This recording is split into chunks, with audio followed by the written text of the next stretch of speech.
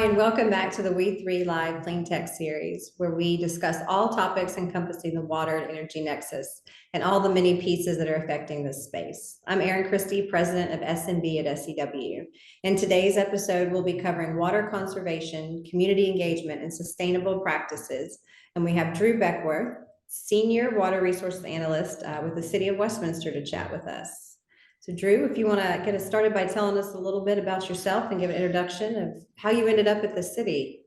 Sure. Yeah. Thanks for having me. It's fun to be here. So, Drew Beckwith, I work at the City of Westminster in our Public Works and Utilities Department.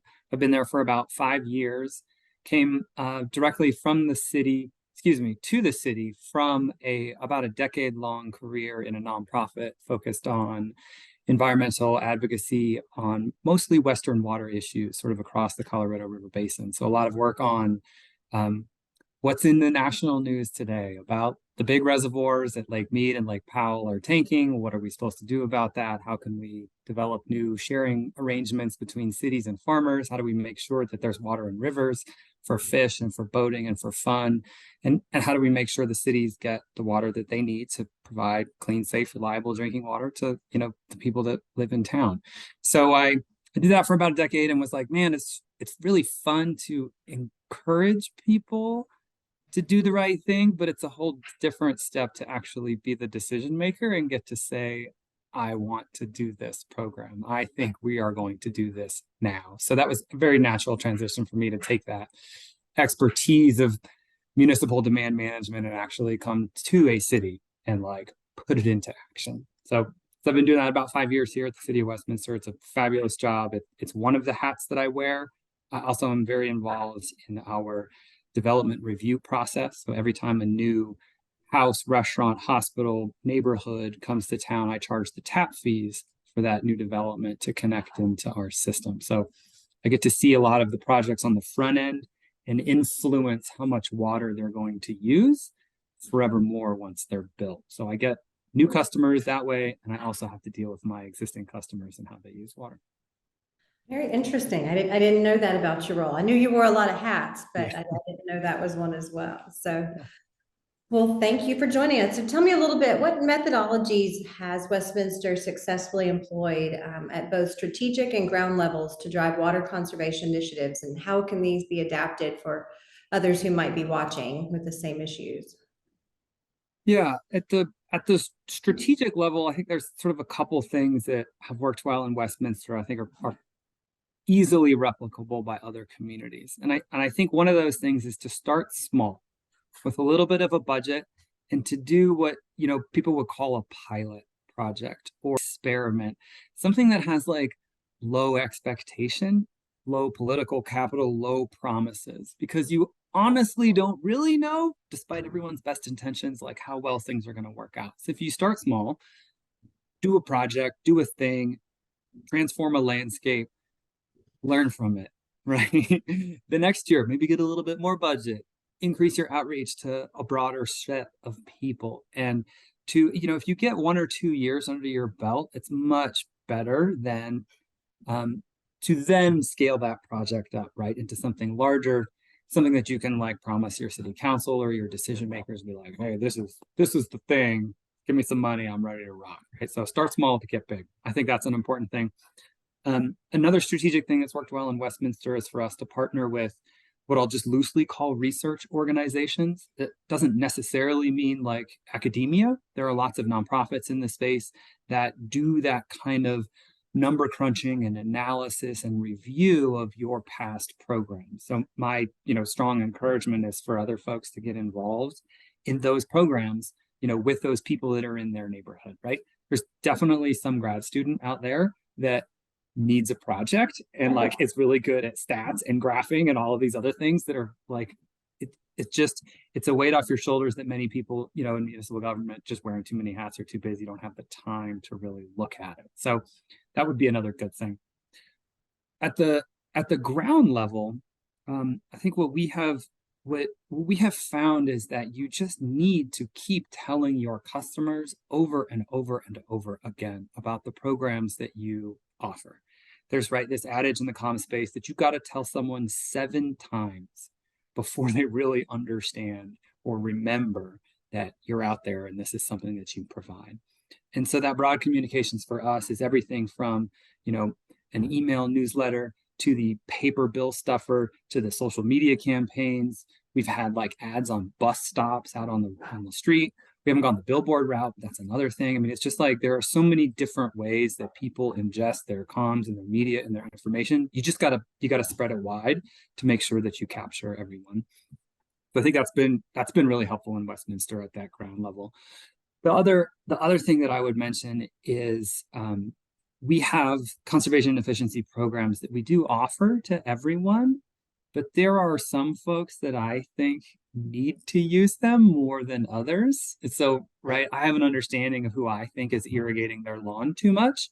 I will send them a direct letter and says, hey, I think you're using too much water in your yard. Did you know about these 3 programs that we offer that you can get a sprinkler checkup, make sure you're using the right amount of water. You can rip out some of your grass if you don't like that anymore. You can have like a cool perennial garden with flowering plants and all sorts of like nice, interesting things that are not boring turf grass. So that direct targeted outreach, I think, is also helpful in addition to the broad base. Those are a couple things sort of in Westminster's world. Okay, so to recap, segmentation you found is important for your messaging. So there's specific groups that need personal messages, and it's the method of the messaging, because so often we hear you can tell people 7 times or 77 times. That's how do you get them to the next step? So I'm letting you know there's this program, and then how am I encouraging you to enroll in it or to reach out or to take the next step? So you're having to think through that from the ground level. How do I reach them? How do I motivate them? How do I get them what to do, what I need them to do? Right. So you've heard about like a ladder of engagement in some levels, right? You get someone in the front door because they signed up for their email newsletter, right? And then you're like, oh, I did this like simple, easy program that was free, and someone came to my house and checked out my sprinkler system. Well, next year I'm going to do this plant by number garden in a box kit. And then the next year, so I see that in my customer base, that people that have participated one time are the ones that continue to participate year over year. And you build them up through the ladder. You like hook them once and like get them in the fold. Interesting. And you've also mentioned before that there's a tight group of utilities or municipalities in Colorado who work together. So when you talked about starting small, do you guys share ideas across that group? So you have a pilot here and you assess, I'm going to let them go figure it out if it works or not. And What 100%. For sure, yeah. So we have a couple different organizations of my peer network in Colorado. Yes, and we are on email trains frequently, once a week, twice a week. Be like, hey, I need help with this ordinance, or hey, does anyone have any like reference materials from this particular project? I think what is interesting, you can't necessarily assume that just because it didn't work well in Aurora doesn't mean it wouldn't work well in Westminster or Thornton or Broomfield or Arvada or any of the other sort of suburban communities around Denver. There are differences in the demographics of your community, of the appetite of your political leadership, of the thing. So I wouldn't necessarily throw something out just because my neighboring community said it didn't work for them. Right. Okay, good insight. Move to the next. What practical insights can Westminster offer regarding to what motivates people to conserve water? We talked about some of this. And what pitfalls should cities and councils avoid in their own motivation efforts? Yeah, so City of Westminster developed a water conservation and efficiency plan. It's a state requirement that water providers that serve more than 2,000 acre feet of water per year. It's a technical term in our state legislation called, a covered entity. So Westminster is a covered entity, being it's about a cities the size of, let's say, 20,000 people or more are required to have conservation efficiency plans. So we did one. And as part of that process, we surveyed our customers, and we actually asked this exact question. We said, why should the city of Westminster conserve? And so I'll show you the top answer. Nearly 60% of our customers said we should conserve because of long-term water supply reliability, right? So that was not the answer that I was expecting to see. But it's like our customers, thought, hey, water is important. I need it today. I need it tomorrow. It'd sure be nice if my kids had it, right? When they're growing up here in this area. So like the fact that we need this thing that is our safe, clean drinking water for a long period of time, like overwhelmingly number one. Number two, at like 40% of our customers, so a pretty big drop, was water is a scarce resource in Colorado, which was also like surprising to me to hear, and super encouraging for someone who runs our conservation and efficiency programs, right? That like, oh, yes, it is a scarce natural resource. Yes, we need to like, make the right choices with it. And so those two are not the ones that I would have expected, right? You would have thought we should suffer, we should conserve because it's going to reduce my water bill, right? Or something like that. That was the answer, but it was only around 25% of our population.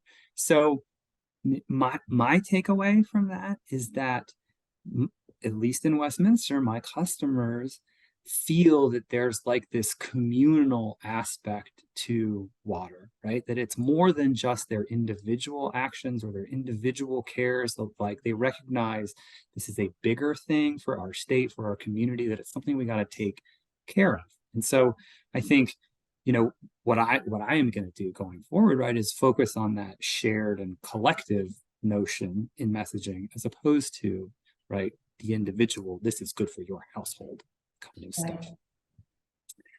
And I would, I think maybe another thing I'd say on the motivations and the pitfall side of things is that we have a tendency, maybe in our sort of political advertisements, to focus on like value judgments. You can see that in the current race for president, right? When you talk about a value that you think is important, right, for you as a candidate, that's going to resonate with some group of people for sure. It's also going to really make another group of people very angry, right? And so I think that that same thing is true in utility messaging. Like, I think you probably don't want to be in that like value judgment area in your communications. We want to stick more with like the facts, the straight talk, the, direct line of, if you do this, that results in X for your home or your household or things like that. So I think that avoid the value statements in thou shalt conserve water. You really should do this, and if you don't, you're a bad person, right? That's not helpful for anyone. No water shaming, no water use shaming. No water shaming. No.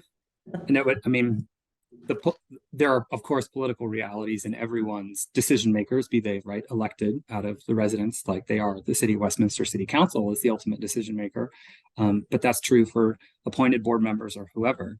Yeah, they change over time, right? And so you want to, as a utility, maintain a trusted relationship with your customers, regardless of, who is changing above you in the decision-making tree. There's a long-term relationship that you need to have and build with your constituents and your residents that has to outlive and outlast the changes in decision-making.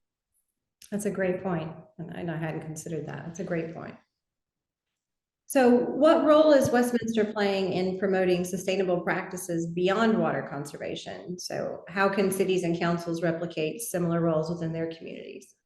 Yeah, so I run most of our water conservation and efficiency programs. My programs focus mostly on our single family households. We're broadening that reach into homeowners associations, sort of large landscapes around homeowners associations, like the large landscaping in their common areas or in business areas. And I hope to start working more cooperatively with my community development department in some larger landscape turf removal. However, we have a full-on sustainability department that is not within Public Works and Utilities that does all of the other sort of resource related things, right? And so they have a whole suite of programs that are focused on energy, composting, electric vehicles, things like that. It's sort of seems to me in the past 10 years, kind of like having a sustainability person or department in the local government is kind of required these days. Yeah. So they do things, for instance, we don't have we don't have a single trash hauler in the city of Westminster. Every neighborhood gets to pick their own trash service. And some of those trash services don't come with curbside compost or recycling. So the city has 2 or 3 locations throughout the city where we offer composting and recycling for folks that don't do that at their curb. We have a business focused program that provides small dollar grants like $2,000 or $3,000 to businesses that are interested in improving their lighting or having a more efficient HVAC or doing something like that in their place of business. We have this one is pretty cool. And I'm not like super clear on all of the details, but it's for folks that are interested in having solar power on their roof, but they don't actually physically want to put the solar panels on their own individual roof. There's like a solar rooftop group purchasing program that we're sponsoring that allows for like people to get rooftop solar electricity, but not necessarily from their own home. We have EV charging stations all over the city that are free for our customers to use. So it's cool and encouraging for me that like my zone is on water, to also know that I have coworkers and friends in other areas of the city that are like working on the other parts of it too. I think that's probably one of the most interesting parts to me as I work with different leaders and cities around the world now. Everybody's grappling with conservation and efficiency in so many different ways. And it's the seeing it come together from the water over to the power side, what's happening, as you said, with EV, as we're looking at renewables. And everybody's excited, and they're finally coming out of the silos to say, like, how do we look at these programs together and the synergy of it? And it's, as you said, sustainability and everything moving forward in that it's really taking steam. It's an exciting time. Yeah, there's some I often bemoan the fact that the water efficiency world and our focus on demand management is a decade behind what's been happening in the electricity sector. Like all the big investor-owned utilities figured it out 15 years ago. They're like, hey, it's probably cheaper to get our customers to use less than it is to go out and build a new coal-fired plant or some peaking gas plant, right? And like us in the water world, it's been like a little bit slow to figure that out. We're very much, as an industry, the way to get water is to build a new dam or a pipeline or something big and concrete. And like, I really want to change that paradigm that, right? If you're interested in balancing your supply and demand, you can either increase your supply or you can decrease your demand. And I think the future of water management is really on this like social psychology, the human element, which is hard for what I'll call like traditional engineers, which are used to there's an equation and an answer. And if I build it the right way, it's gonna work out. Right now we're dealing with humans that are like messy and change their minds and are not rational actors in any way, shape, or form. But honestly, right, as my customer said, water is a scarce resource in Colorado. We're not getting any more of it. And there are more competing demands for it every day between the people that are moving here, the fact that we need to like grow food and fiber and have, right, open lands for our agriculture. Fish got to have it for the rivers. We got to go raft. Like there's all these competing interests. The only way that I think we are sustainable in the long run is that we figure out how to reduce our demand. We manage it better. And that is not a traditional engineering approach. Right. Very, very true. And I can't help but think it's not going to be the generation, it's going to be our children that are raised differently to look at this differently. And as they're starting to see and they're growing up in a phase where they see scarcity and the decisions they make and the choices they make. So it'll be different how we approach the different age groups around it. Yeah, totally. All right. So from Westminster's standpoint, what is the ideal state in terms of water conservation and sustainability? And what actionable steps can other municipalities take to define and pursue their own ideal state? Yeah, that's an interesting question. I think that I sort of have a couple ideas about like what the ideal state is. I'm not as clear about exactly how to get there, but what I would love for water to be sustainable in Westminster is that every customer knows about the programs that we offer to help them be, mindful and manage their water use properly. That they all know about that and they've all participated in one of those programs that suits their needs, right? So people are taking individual actions to help the broader community be sustainable. So I think that's sort of like one part of it. And the other part of it is that I really need a receptive customer base that changes their behavior or changes their actions based on external influence. Sometimes that's right, the national media coverage of the Colorado River. And sometimes that's me telling them in their monthly bill stuffer that, it's a drought. I need you to use less water. Or sometimes, um, it's a new agency action from city council. But like we you can't be sustainable if everyone is like fixed and like with their head stuck in the sand, right? We've got to have like some bit of dynamism and ability to move and change as the conditions, right, are changing around you. I think that's the whole part of sustainability, right? Is you got to adapt to what's happening around you. So if that's the ideal state, maybe I'll harken back to some of the things that I was talking about earlier, is that like you need this relationship between the utility and the customer base, that you are a trusted entity, that they feel, that your customers feel that you have their best interests in mind, that you're a responsible steward of their rates and revenues, that you're going to make the good choices that ensure the water keeps coming into their house, irrigating their landscape, etc. So you've got to build that customer knowledge over time and despite who is the elected leader in charge. I think another thing to think about with respect to the long-term sustainability of your water or energy utility is what the limiting factor is in your particular circumstance. So in the water space, that may be something like total water demands are more than your existing water rights, right? I need more water. That's one thing, that's one challenge. You got to go out and fix it in a particular way. A different challenge may be the fact that your treatment plant is only so big and your peak day demand, right, is just at the top end of your treatment plant, right? And so it's not necessarily how much water folks use over the course of the whole year, it's how much they use on that one single day in July when everyone has their irrigation system on, right? Different limiting factors, different approaches that you would need to address those. Sometimes it comes on the wastewater side or the sewer side. You have an effluent limit for the discharge permit, and you're bumping up against that because of temperature controls or a particular nutrient or something like that. So all of those, understanding what your limiting conditions are, like, will help you focus on which particular programs or what actions that you need to take in order to make sure that like that problem area becomes sustainable in the long term. Good stuff.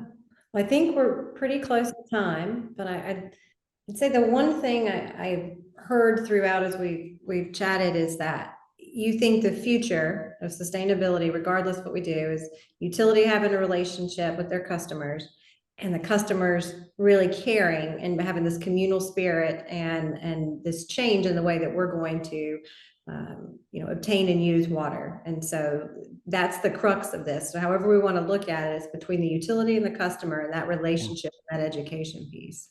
Yeah, and I don't mean to downplay the real, physical infrastructure and engineering work that is delivering water's heavy, right?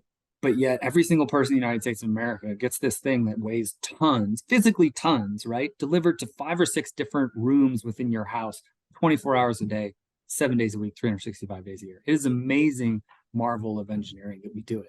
And that has to continue, right? But I think, as you said, the future is much more of the people question and how we maintain that strong relationship with the people, build their trust that, right, the decisions we want to make with them are the right ones to continue this long-term service of water, like safe, clean, reliable drinking water. Thank you so much for chatting with us today and for being part of the WE3 Live Clean Tech series. If you haven't signed up, you as well, for our WE3 conference coming up in November, please do that. But we appreciate, Drew, your participation in the City of Westminster for chatting with us today. Thanks for having me here. Appreciate it. Thanks.